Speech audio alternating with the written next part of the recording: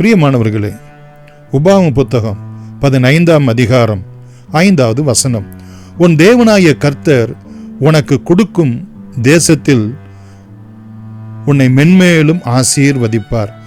உனக்கு சுதந்தரிக்கும்படி கொடுக்கும் தேசத்திலே, உன் வீட்டிலே, உன்னுடைய அலுவலகத்திலே, உன்னுடைய வியாபாரத்திலே கர்த்தர் உன்னை மென்மேலும் ஆசீர்வதிப்பார்.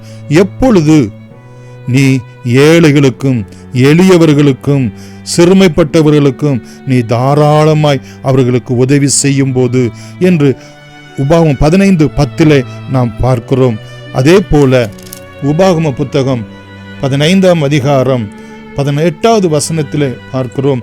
உன்னிடத்தில் வேலை செய்கிறவர்களுக்கு, உனக்கு உதவியாய் இருக்கிறவர்களுக்கு, உனக்கு கீழே உன்னுடைய வியாபாரத்திலே, உன்னுடைய அலுவலகத்திலே, உன் வீட்டிலே வேலை செய்கிறவர்களுக்கு 14வது வசனத்தின் பிரகாரம் நீ தாராளமாய் அவர்களுக்கு கொடுத்து உதவி செய்யும் போது 18வது வசனத்தின் பிரகாரம் கர்த்தர் உன்னை எல்லாவற்றிலும் உன்னை ஆசீர்வதிப்பார் என்கிற ஆசீர்வாதத்தின் பிரகாரம் நாம் ஆசீர்வதிக்கப்படுவோமாக.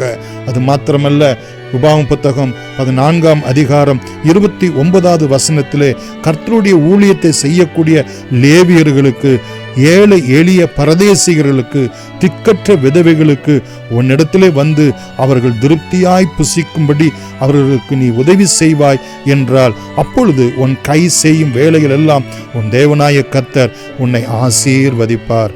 ஆமேன். God bless you.